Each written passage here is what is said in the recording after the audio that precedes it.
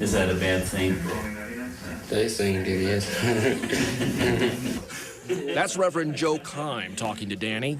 Kime himself left the Amish 20 years ago, calling their rules suffocating. Whether you're in the Amish or out of the Amish, teenage years are rough. Did the Amish make it harder? We have hundreds of rules. There comes a time when you just go, and you want to come free and live your life in freedom. Kime now runs a sort of underground railroad for Amish teens. In addition to giving them a little overnight starter kit, complete with shampoo and toothpaste, he counsels them on how to get a job and a driver's license. His program has already helped 150 runaways, but it is not without its critics. Some people say that you are helping these Amish kids really leave their families, and that's wrong. We have never tried to get anybody to leave. Never will. We're not there to rip families apart. It's never been our goal. But of course, broken families are inevitably the result. Just ask Danny. Did you worry about that? Your mom waking up that next day and saying, "Where's Danny?" Yeah, I was thinking about that. And it was like, I know she's gonna take it hard. But why'd you do it? I couldn't follow the Amish rules. Even though you knew it was going to hurt your mother and father. Yeah. But, I mean, I had to do something.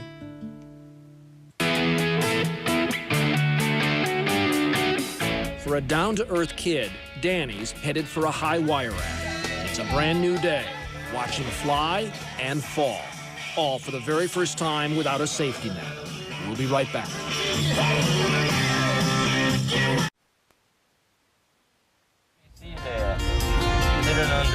It's only been a few weeks since Danny left his Amish family, and the old greenhouse at the edge of town is now the center of Danny's new world. But his language is still old world.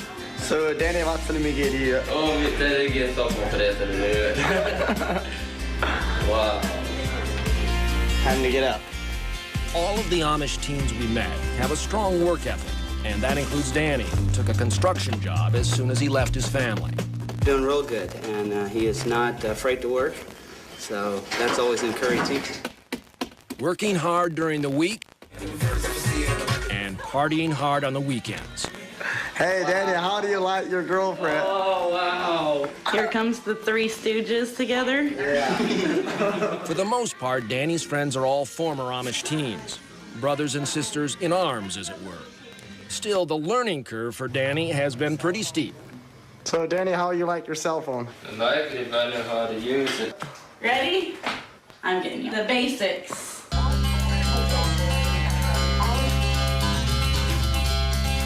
In a matter of days, Danny notched a number of firsts. First time to use a TV remote. Here, you press the buttons if you want different channels. Like if you want to go to 522, you press 522. You won't get your work done if you sit here and watch TV. Just go real slow. First time driving a truck. First time doing his taxes. I keep my recipes, and then I don't have to pay as much tax. So. Oh, your receipts. I Yeah, gotcha. receipts, yeah. I gotcha. Watching Danny and any of these teens navigate the modern world, you might think the experience would be completely alien to most Amish. But those postcard scenes of simplicity we've all come to know only show part of the story. We did a lot of things that we shouldn't have done. Our two elders who agreed to a silhouetted interview remember very well their own teenage years. Well, we went to movies, and that was against the law, you know. Then by the time I was 20 or 21, I got a car. Well, the last one I had was a 64 T-Bird. That's quite an image, an Amish farmer driving a 64 T-Bird. It was a nice car. Suddenly, our 18-year-old friend Nelson's souped-up buggy doesn't seem so out of place. AC/DC. What does Slow-Mo Rumble think about AC/DC? She's used to it.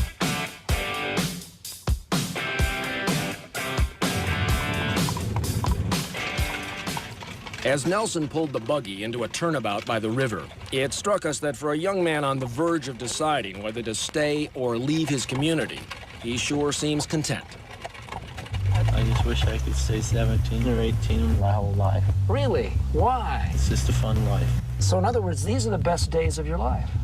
Yes, yes they are. Now, not everybody can say that. That's great.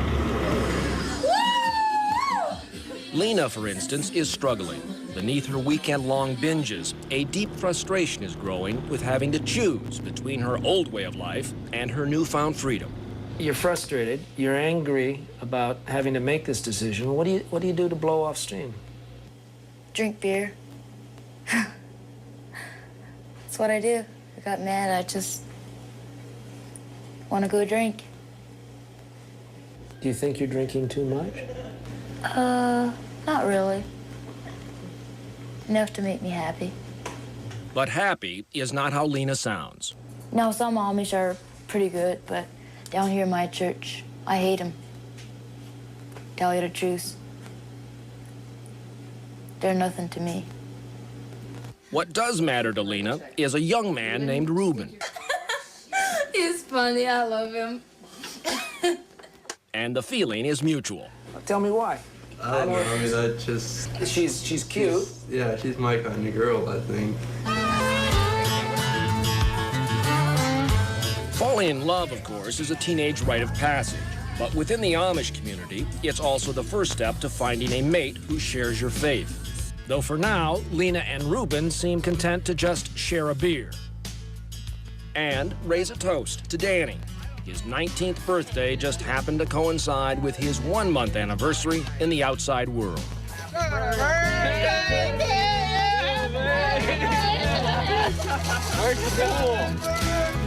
And it was capped off with a rare present, a driver's license. I want to get my driver's license today. It's a new experience. I was used to horse and buggy and had to take my test 2 times. Now I'm ready to go out and drive, I guess. Still not all is well in Danny's world. It began almost as soon as he left home, with a wistfulness as he rode by old farms and friends. Hey, there's someone do Elmer Weaver's voice. Right there is where I used to live. Like any teen, there's no quick remedy for homesickness, and the disease is especially acute among the Amish, whose family bonds rarely break. Hi, Danny. We always think of you. We aren't having fun without you. Our thoughts are always with you. Please come home soon. A lonely sister, Irma.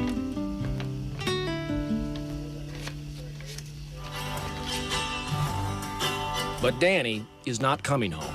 Teardrops fell on Mama's note when I read the things she wrote. Somewhere between lonely and bored, a boy can lose his way.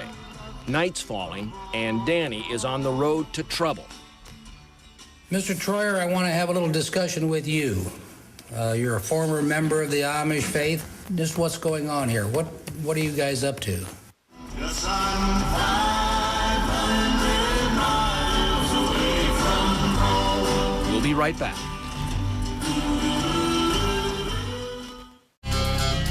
You know there's a lot of young men in this house even before you go inside. Hello? I'm buying fish. But the place is still full of surprising stories about their lives before leaving the Amish. First time I drove horse and buggy by myself, I was going down the wrong side of the road. You went the wrong side of the road? Brothers Ben and Eli have been living in the outside English world for more than a year now. This is how I looked when I was Amish, I guess. That's how you looked. Yup. Like I said, I had a lot longer hair. Who made the shirt? My mom. Your mom made the shirt Yep. and the vest? All that? Yeah, she made everything. All the clothes. Why do you keep these clothes? Just keep them. Some, like when I went back to my sister's wedding, I wore them. Though Eli's family has allowed him to return for big family events, it's more common for these former Amish teens to feel unwelcome in their parents' homes. Right now we're going out Amish country. We'll see where my parents live and some of my friends' stuff. Harley, for example, homesick and looking for work, returned briefly this year to his local community, just to be near his family. I go past home a lot on my way to work. Like, I see the little ones out and around, but very seldom speak to them. Even so, Harley managed to sneak home a couple of times. My one little brother, he was about a year old when I left. And every time I come home, when I walk in the door, he runs up yelling my name. You gonna stay home this time? Gotta tell him no. And eventually, the little guy forgot who Harley was. He didn't really recognize you? Not really. So I went upstairs, put on an Amish shirt and a straw hat. I came back downstairs, I opened the door, he looked at me and said my name and came running. This is a picture of Harley on the day he left his family. Do you think of yourself as Amish? No, not, I mean, that's water under the bridge for me. It is. In their most honest moments, the boys living in this house will tell you that in addition to their bouts of loneliness, there's anger. Anger at having to choose between freedom and their families. And it's a short step from anger to trouble. Then he gave. In a matter of weeks, early last summer, the Amish here in Ashland County suddenly became targets in a rash of vandalism. Throwing beer cans at Amish buggies and throwing trash. Captain Carl Reichert and Deputy Cindy Benner were called in on more than a dozen incidents against the Amish. Rocks through the windows. Rocks through the windows? During church services. Around that same time, our cameras began capturing a side of Danny we had not seen before. We're going out past the Amish and we're going to jam them out. Instead of stopping to talk to the Amish, he's aggressive and taunts them with loud music. They think I'm in a different world than they are. It seems an invisible wall now separates Danny from his old life. They think if I would die, I can't go to heaven. I mean, I might not go to heaven, but not every Amish is going to heaven either. In midsummer, another more serious act of vandalism strikes the Amish community. Someone sets an Amish buggy on fire. They started a buggy on fire. What's next? A house? You know, or the barn? The deputies don't wait to find out. The violence shows a clear pattern. So whoever was involved in the first incident was also involved in the buggy burning? Correct. Who was that? Danny Troyer. When our cameras were not around, Danny Troyer was apparently at the center of these anti-Amish incidents.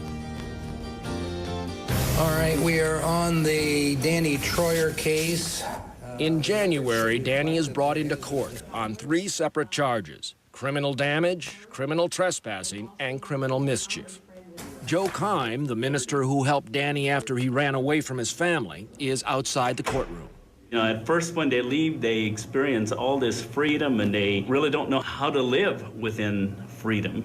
And then they find out that the rules out here, you break them out here, and it's a lot worse than it is at home. Mr. Troyer, before we go any further, I have to make sure you're doing this voluntarily, and I have to make sure you know all the rights that you're giving up by pleading no contest.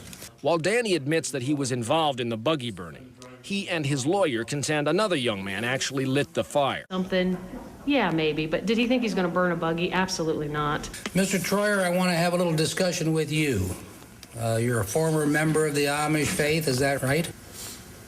Just what's going on here? What are you guys up to? We were just driving around and looking and having fun. Danny's answers don't move the judge. He sentences him to jail. You will be serving 30 days.